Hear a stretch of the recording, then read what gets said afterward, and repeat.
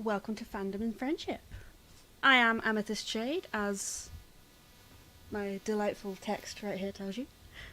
And yeah, I'm here to chat with you a bit about the community beyond My Little Pony. Before I get properly started, full disclosure, I do co-run a Brony network called UK Bronies and Pegasisters. But this isn't just a shameless plug for that. I'm not going to be talking about that until a little bit later.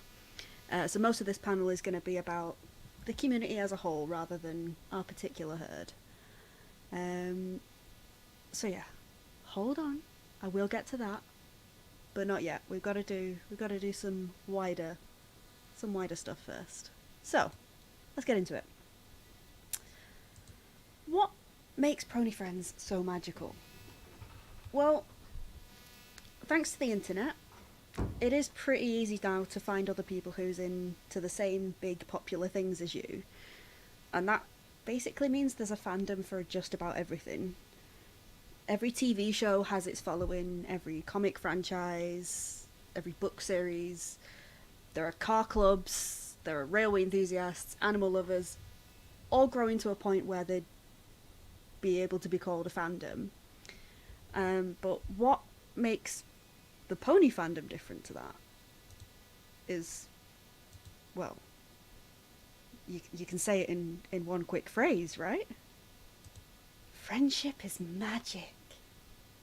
Right, cool, great panel, guys. That was fantastic. No, no, I'm gonna have to. Right, okay, fine. All right, so for the most part, fandoms are made up of people who like the same thing, but often have little else in common. Of course, there will be some who manage to make more meaningful connections, having been drawn to the same interest by the same inspirations. It is reasonable to assume that similar interests are going to attract similar people, and so they would be able to get on well and they'd have plenty to talk about.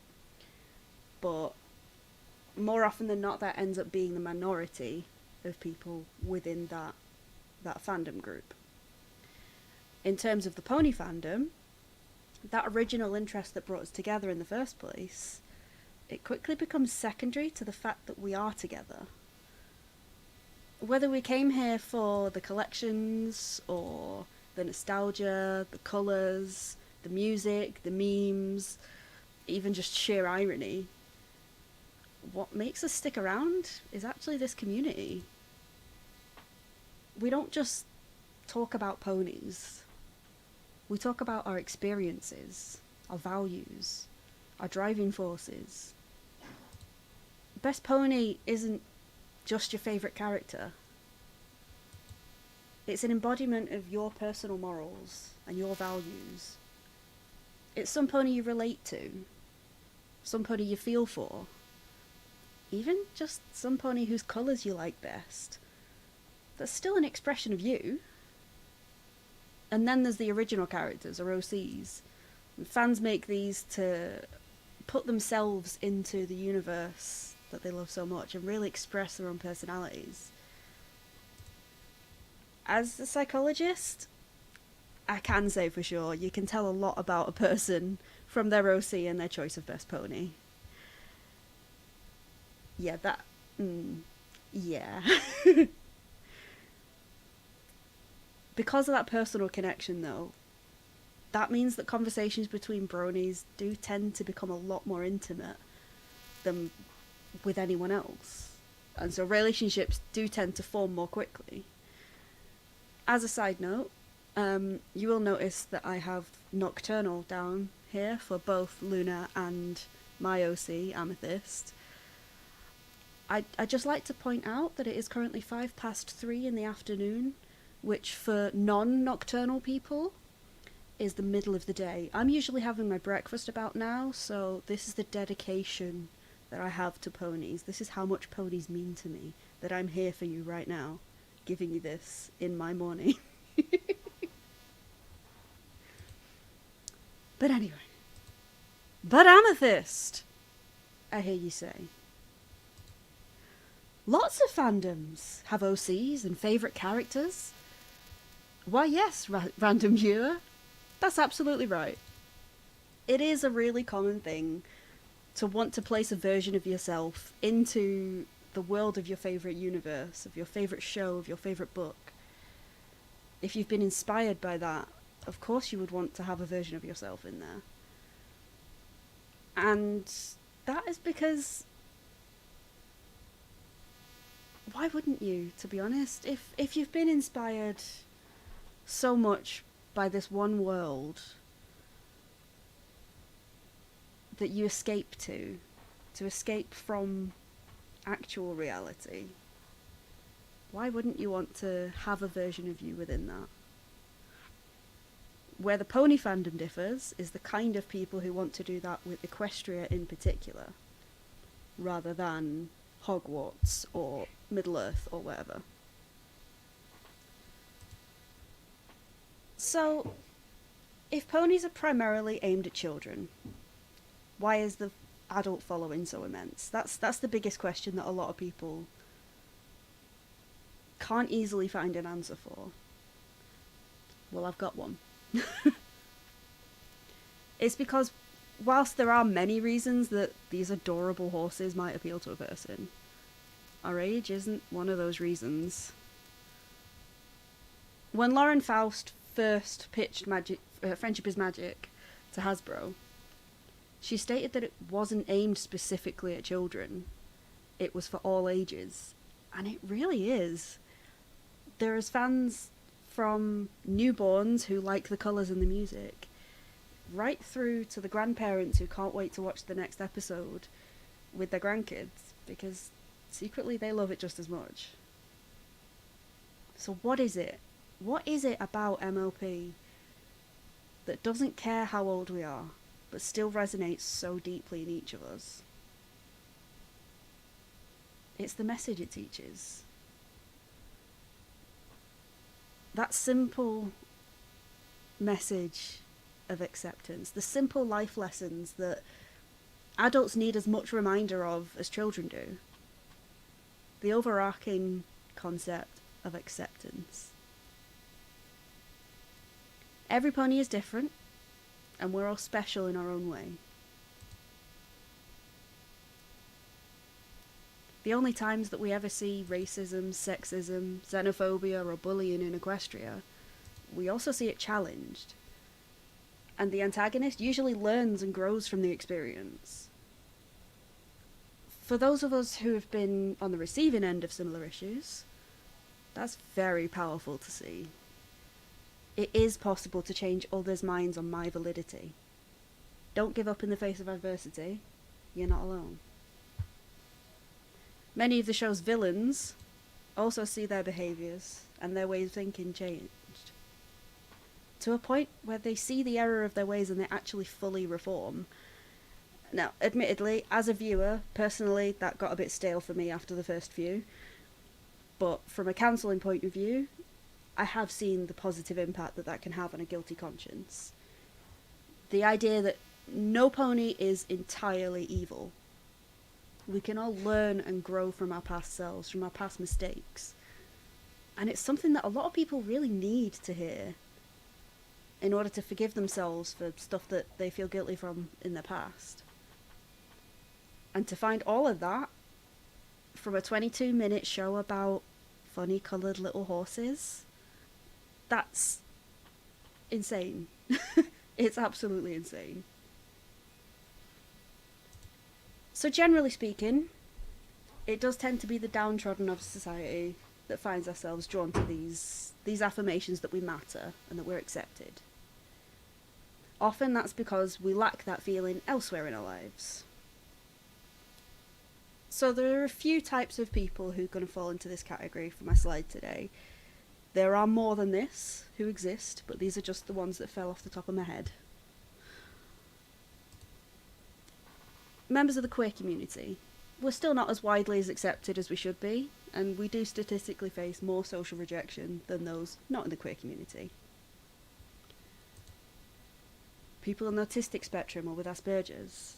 We can struggle to pick up on social cues and find it difficult to start and maintain relationships. Social anxiety.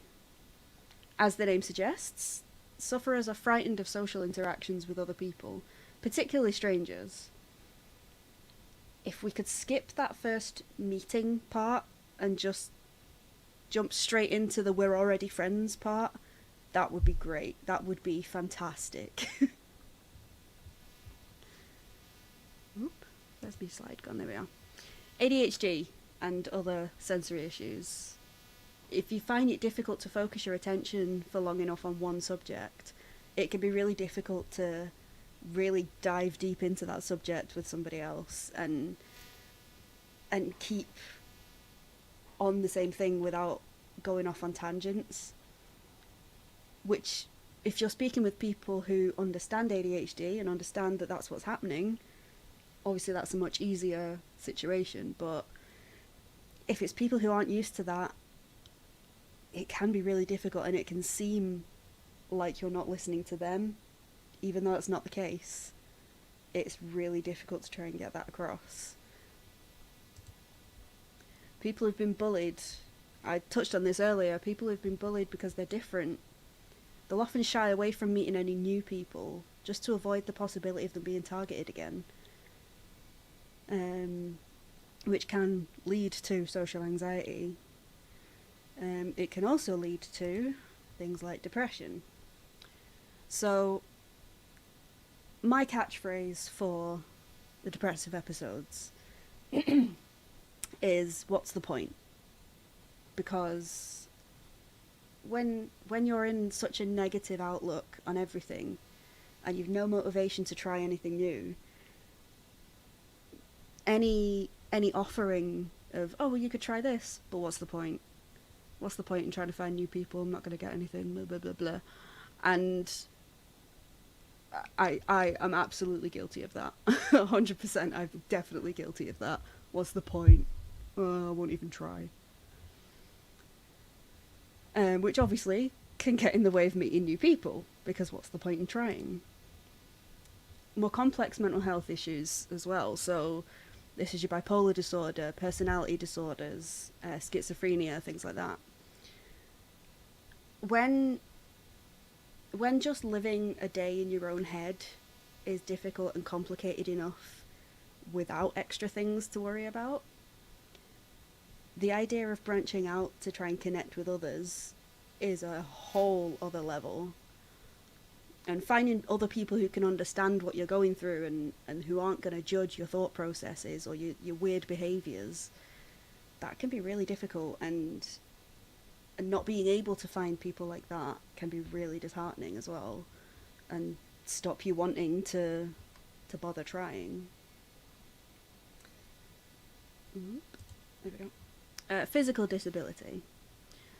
If it's logistically difficult for you to get to places where other people are, obviously that's going to get in the way of you meeting those people. You might use a wheelchair, or you might need to carry around a heavy oxygen tank with you. It's just not a physically easy thing to get to places to meet people.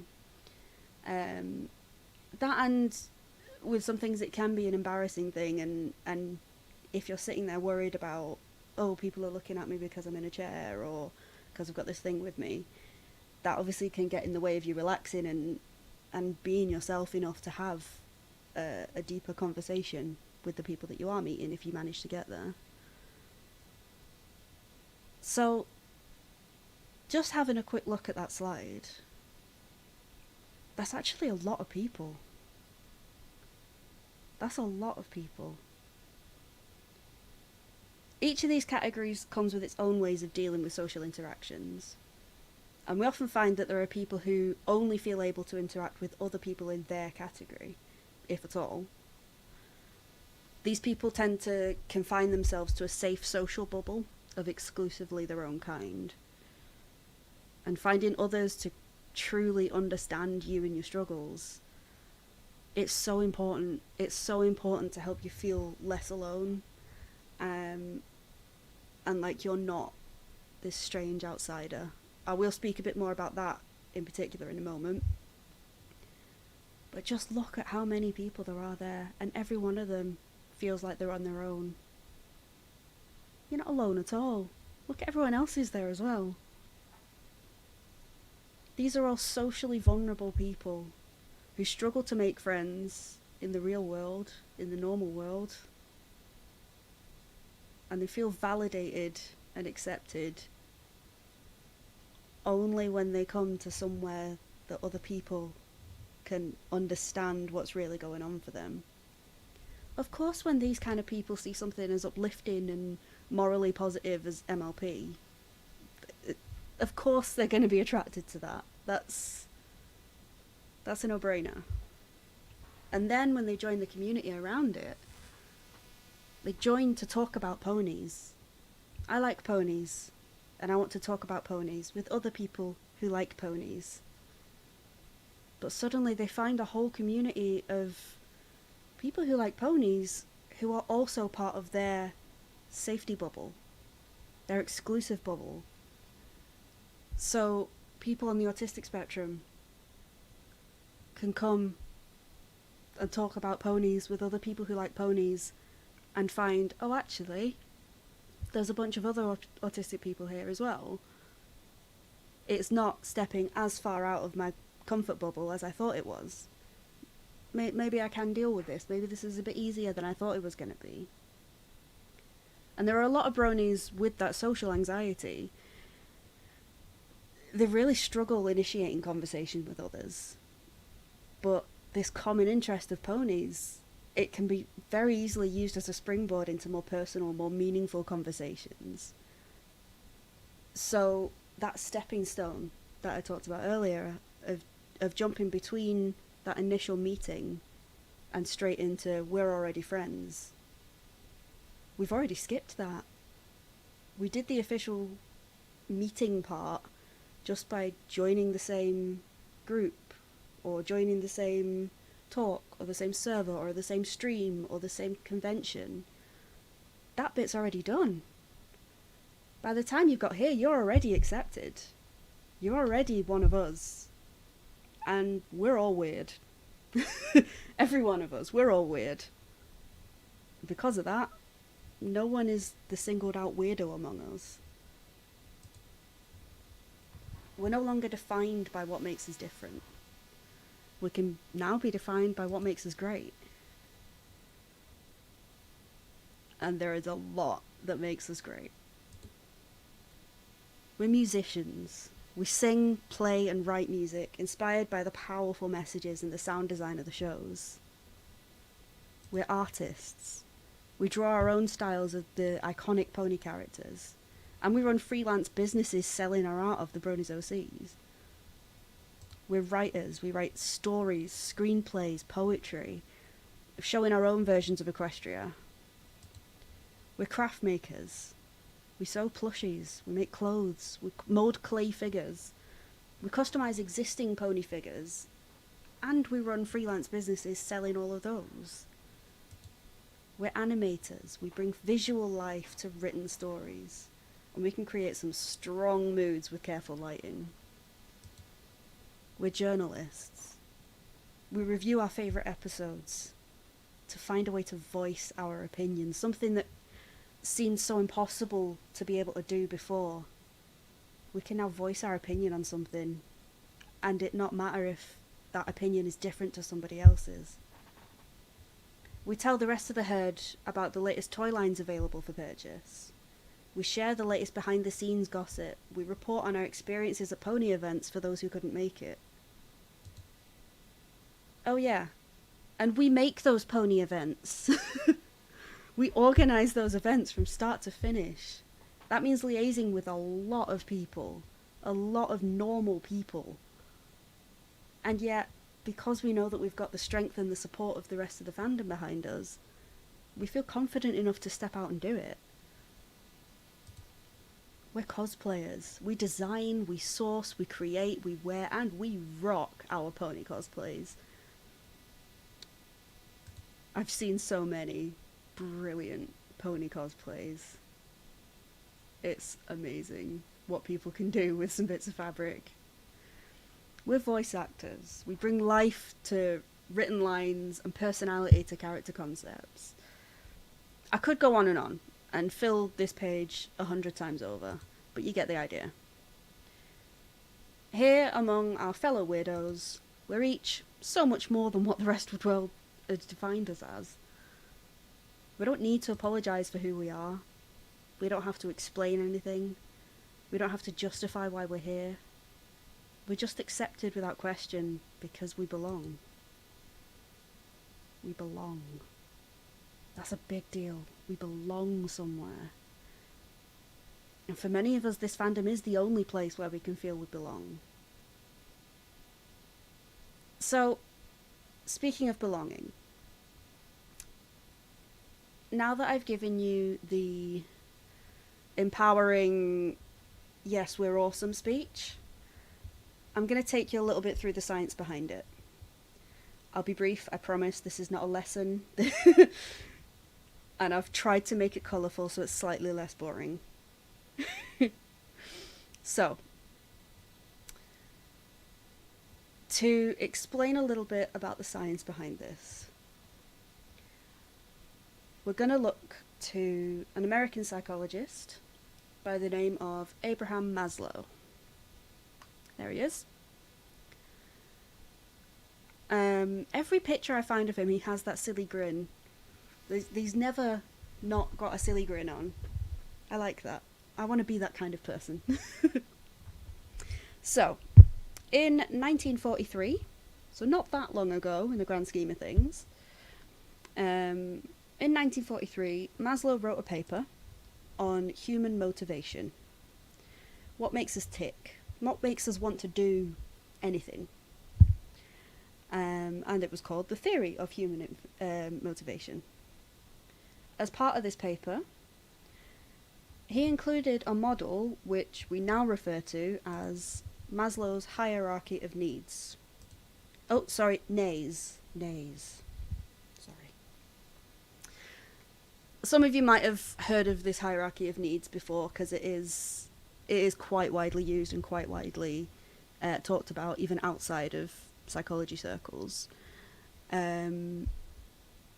Games like The Sims is based on this hierarchy of needs. Things that the sim needs to be able to do before they are happy enough to do something else. So, can you tell I'm a simmer? So, the idea of this pyramid is every human, in order to survive and survive happy and survive well, needs to work their way up this pyramid. We have to start at the bottom, and we need to fulfill these physiological needs before we can even think about trying to fulfill any safety needs. So, I will go through what each one has. So, physiological needs, the absolute basics of what we need to do to survive. So, air, water, food, shelter. We need to know that we're going to stay alive.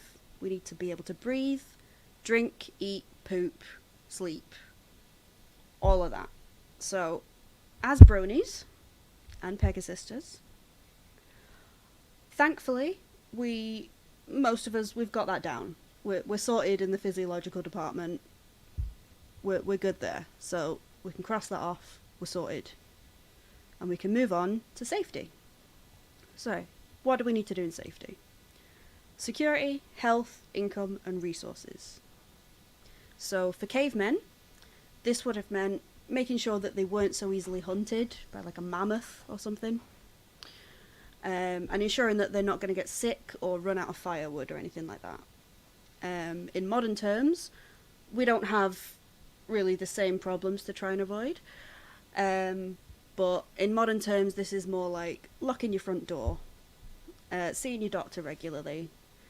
And that income might come from wages, commissions, benefits, anything that we can use to pay the bills for our resources. Again, most of us can fulfill this section, even if it's not as easy as we'd probably like it to be. So we can cross this off as well. But that brings us up to social. And that's where it starts to get a bit tricky. So within social, we have family, friendship, and a sense of belonging. Now, if you haven't been able to find that elsewhere because you're one of the socially vulnerable people that I mentioned earlier, you can't fulfill this social need. If you haven't felt that acceptance from family, or you find it really difficult to make and maintain friendships, and you don't really feel like you're a part of anything, that's a really difficult one to tick off. Unfortunately, without fulfilling this social need, we're not allowed to just skip it and move on up to esteem. We have to stay here until we have satisfied those yellow needs. So what are we missing out on if we don't manage to fulfill that? What's under esteem? Well, that's self-esteem. It's respect for yourself and respect for others. It's your confidence and your sense of achievement in doing anything. These are things that we can't manage to get to if we haven't met those social needs yet. Who here has low self-esteem? I do. But that's even lower if you don't have the other people around you to boost you back up again, like a good friend. To make you feel like you matter, like you're part of something that would miss you if you weren't there. What else are we missing? Self-actualization. That's a big word that doesn't really mean very much, but things that come under self-actualization are creativity, our ability to come up with new ideas, our spontaneity, varying what we're up to, varying our ideas even, our ability to problem solve and come up with how else can I do this if the current method isn't working, and finally achieving our full potential. Again, we're missing out on this if we can't reach that social level. That's a lot of really big deals. If we can't manage to find a group that we stick to, that we can belong to, or feel like we belong to, we can never reach our full potential. We can never truly be that creative that inspires so much. So much. It's not just drawing a picture. The fact that problem solving is in there, as I said, coming up with new ideas and how to do things. It's not necessarily creativity in terms of drawing a picture or making music or anything like that. It can be as simple as, okay, well, where else can I put the kettle in the kitchen this week? Because it doesn't fit under the boiler over there. That's the kind of problem solving skills that we absolutely lack if we haven't had that chance. That's a big deal. A big deal. No wonder we miss it so much if we've not got there. So, that, I will put that as the end of the lesson part. But now you know there is a community around My Little Pony. You know why it's so awesome. And you know why you need it in your life. All that's left is to jump in. Join the herd. So now for that shameless plug I talked about.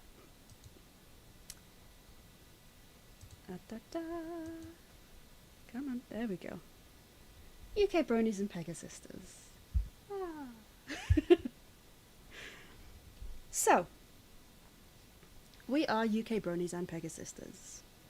We're a network of UK-based fans of all ages, really, all ages, of My Little Pony.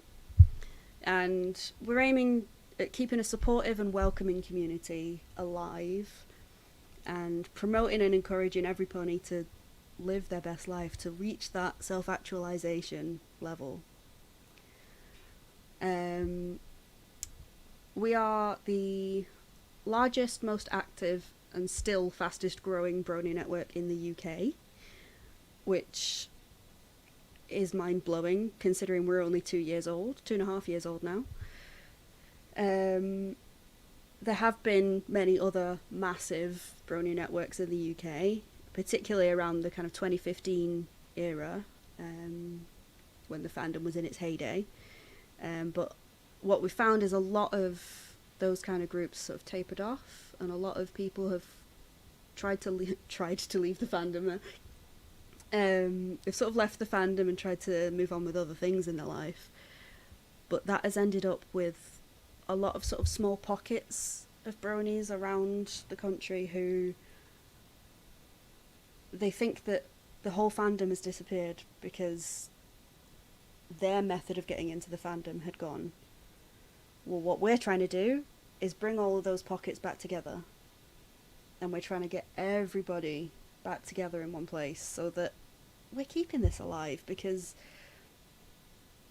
I think it's safe to say I've explained why this fandom is so much more than we're fans of a TV show. So especially with the end of season 9, the end of Friendship is Magic last year, a lot of people we expected for a lot of people to leave, as, okay, this is the end, this is a closure part, we can move on now. UK Bronies and Pegasisters actually gained a lot of people just that week.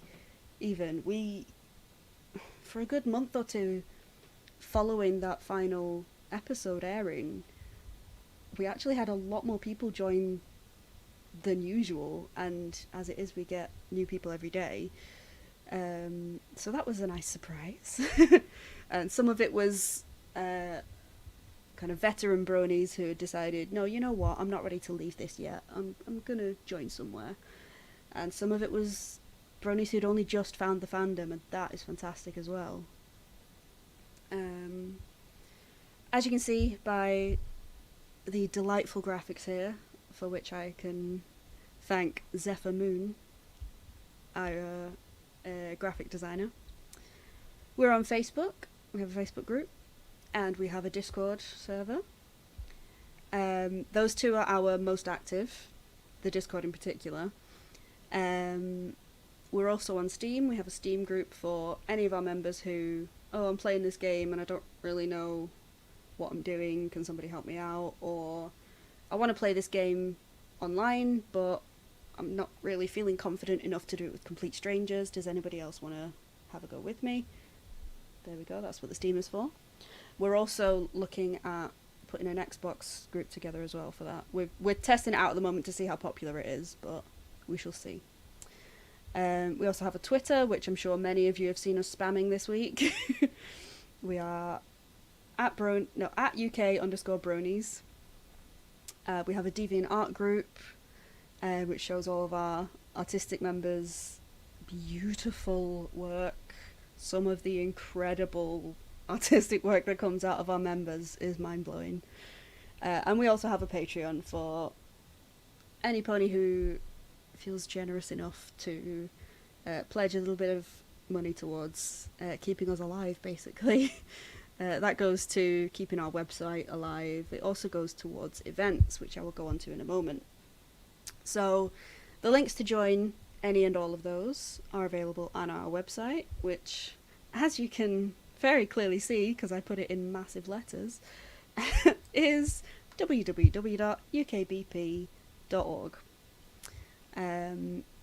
There is also a contact button on the website, so if you want to ask us anything without joining any of those yet, you can email us through that, and that's easy enough. So, on to events that I talked about.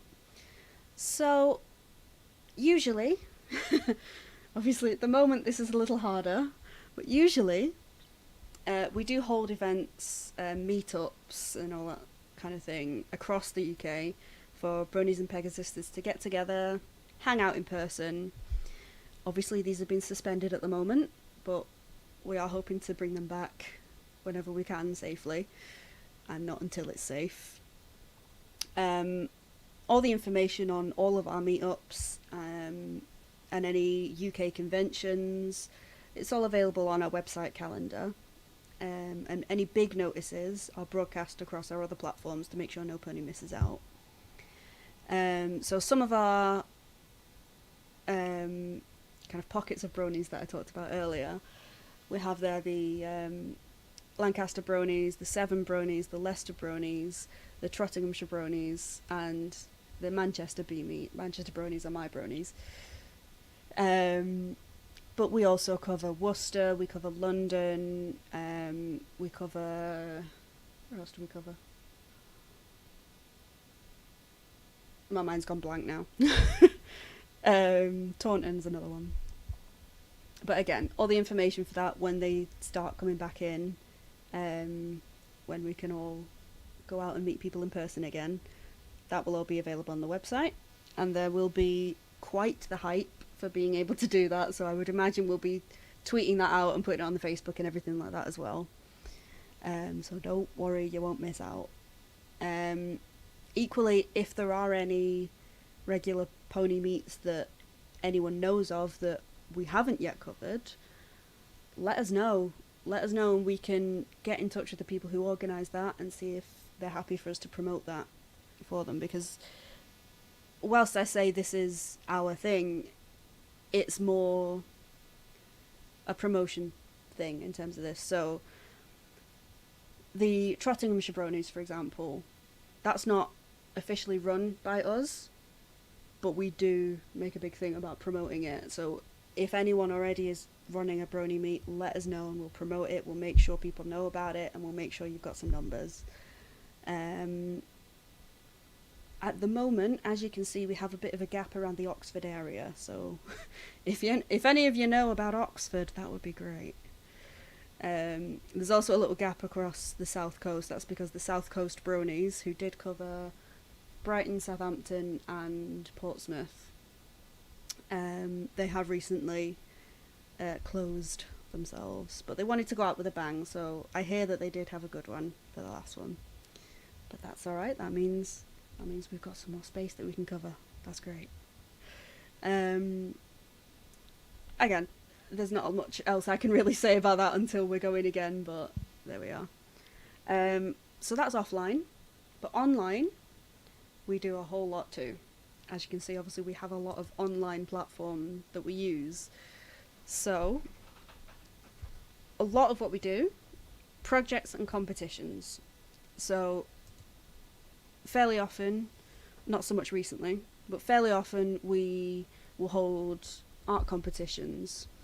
We need to do a new one. I'll note that. We need to do a new one. For best cosplay, best pony in a cosplay, or the best Hearts and Hooves Day card, something like that. And we try to make it so that artistic talent isn't one of the prerequisites. So anyone can enter and anyone has an equal chance of winning. It's more about the creativity of the idea than it is about the artistic prowess, because there are 100,000 million art contests out there for art's sake, and for judging how good your art is. Fine, do that. We're interested in you expressing yourself, because that's what's important to us. So that is how we do that. At the moment, the big project that we're running is this very mysterious looking pony at the front here. It's a collaborative project, and we're looking to design an official UKBP mascot pony, but we wanted to design it collaboratively. So every member of the community is to submit their ideas. Again, there are no fantastic art skills required. Any ideas are welcome, big or small. All the details for how to submit your ideas and all that is on the website. We will be closing entries for that in about mid-July probably. So if you've got ideas, get on it. Get on there. Website, projects, mascot. That's the one. What was the other thing I had? Oh, Eurovision. We had a Eurovision night a couple of weeks ago. So annually, we hold Eurovision nights on Eurovision night, and that's hosted by our Stormblaze, who I believe was on earlier today. And usually that consists of getting together in a Discord call, hanging out, having some fun, and watching a stream of the Eurovision Song Contest. Obviously this year that's had to be a bit different because the official one was cancelled. So this year we had a past entries competition, and it was a lot of fun. So I think that's probably going to become part of a pre-Eurovision hype for future events, but that'll be up to Stormblaze. That's her baby. But yeah, that was a lot of fun. I do enjoy those. But of course, what would our community be without its members? So this is a screenshot from our website, because it was the easiest way of me trying to explain what it is. And these are our talented members.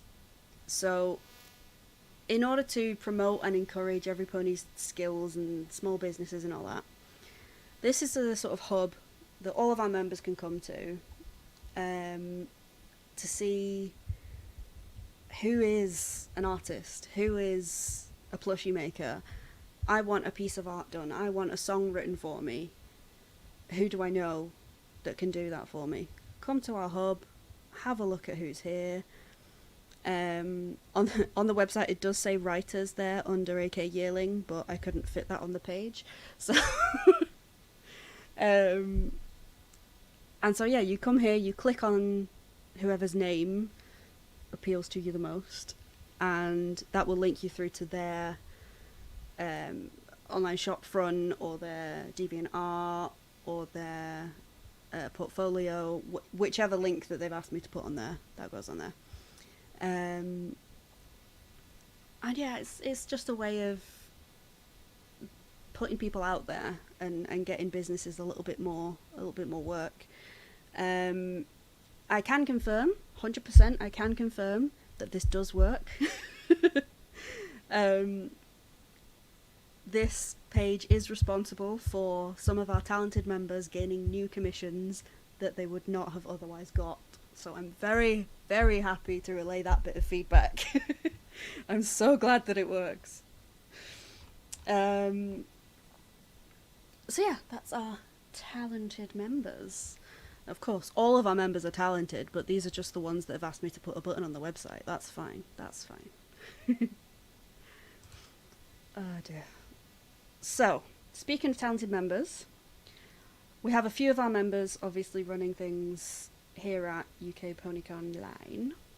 I haven't included on this little list any that have gone before me, because that doesn't help you unless you have a time machine.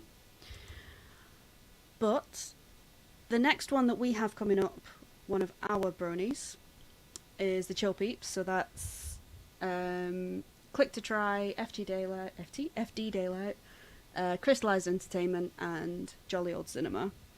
They're doing their SFM Ponies of Equestrian Comedy. If you fancy a laugh, some stupid fun, some absolute ridiculous memery, that's your place to be. 7 o'clock over on the Britannia stage stream. Yeah, it's a laugh. It is a laugh.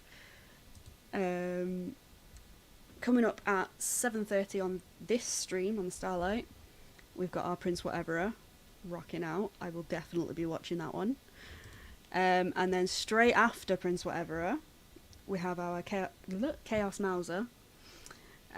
He's doing an art stream on how he draws the Metal Gear style ponies that he does.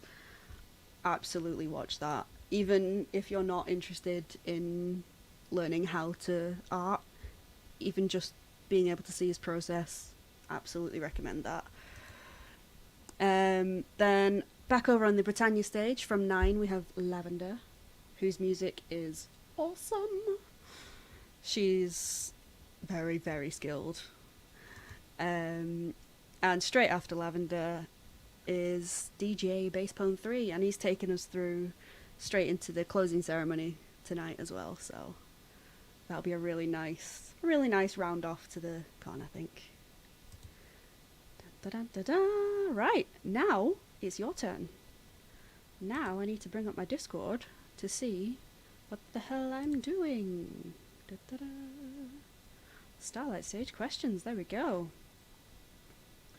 Right, let's see what questions you guys have been bombarding me with.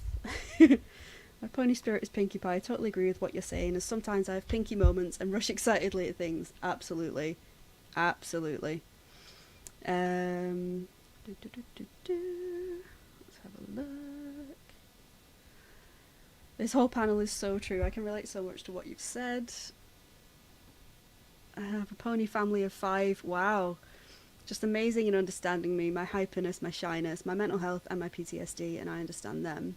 And we geek out over ponies and think that Friendship is Magic brought us together from so many different backgrounds, with different problems and values, and yet we're a family who speak every single day. Absolutely. Absolutely. What does SFM mean? It's Source Filmmaker. Sorry, yeah, it's a program that people use to create animations of 3D models of ponies. Honestly, the best way to explain that is go and look at it, to be honest. Have a look at the SFM Ponies stream at 7 and you will be able to see exactly what I'm talking about. How important is turning up to your own meets on time? Now Lib.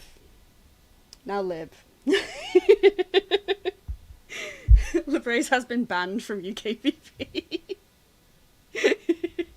Now, okay, so this is very much a do as I say, not as I do situation. Yes, it is absolutely, of course, important to turn up on time to a meet that you have organised. I, however, am not very good at that. That said, my Manchester Bee Bronies are very accepting. And I think the regulars have now got to a point of expecting me to be a little bit later than the posted time. However, if I'm not there, that doesn't stop any pony else from being there. So there's plenty of opportunity for for everybody else to get in and get settled, and fashionably late. That's the one. Thank you, Aldersgate. And just get comfortable, and then I might show up. For the UKBP meetups, the closest I can get to is the 2 London meetups. With their interactive activities, I can't speak now. Activities to participate. Maybe I'll be able to speak someday. Will there be friendly people there to say hi and feel accepted by others in the community? And most of all, would it be worth it to come over when possible? Honestly, absolutely yes. Absolutely yes. We are in constant, well, not constant at the moment, but we are in very constant contact with all the organisers of the Little Pockets of Meets. And honestly, the feedback that I get is that they have a lot of regulars who come for the first time, not really sure what's going on, and then after that they never don't come, because it does feel like, oh, okay, this is all right, this is very nice, this is lovely. And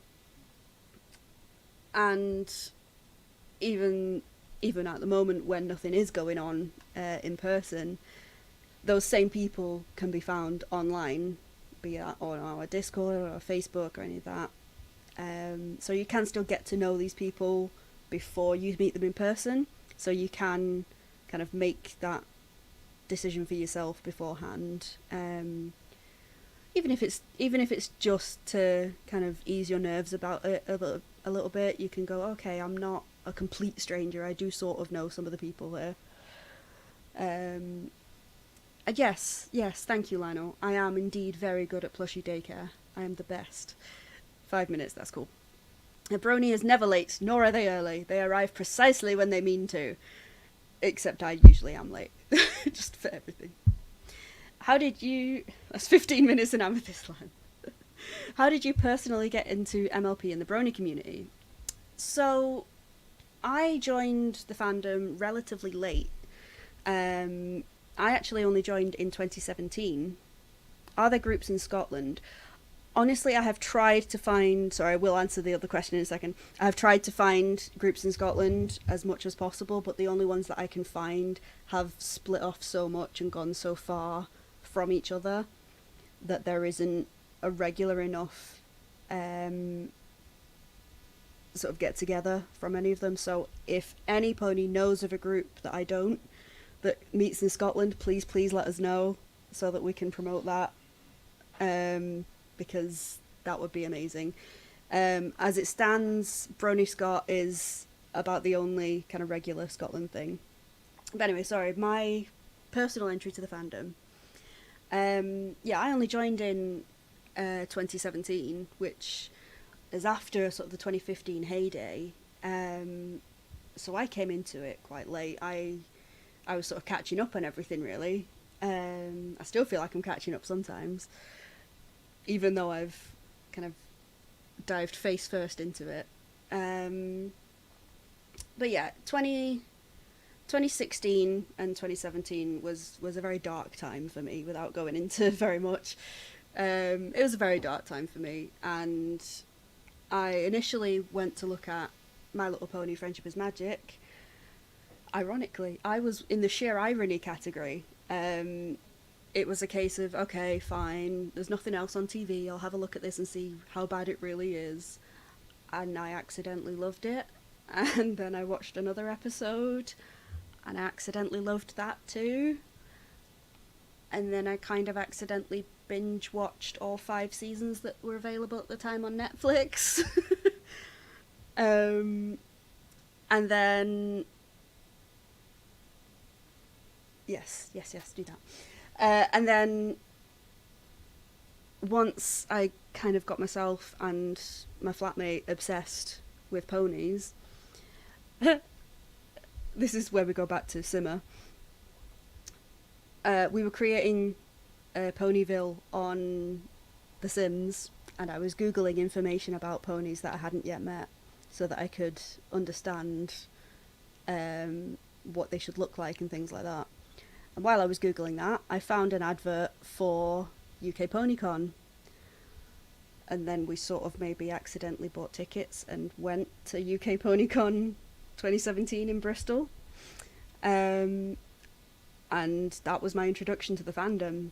I sat in my wheelchair at the time in the hotel room in the morning, on the Saturday morning, having a panic attack because I was so overwhelmed just by the thought of so many people, because I hadn't really been out much before that. And then as soon as I rolled into the hall in Bristol, I was just like, okay, yeah, I'm home.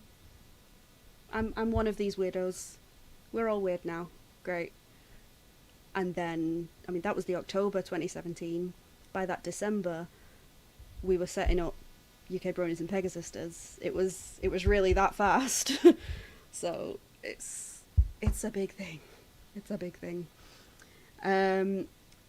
I can answer the rest of these questions on Discord, but I think I'm about to get timed out for the stream. So what I will do,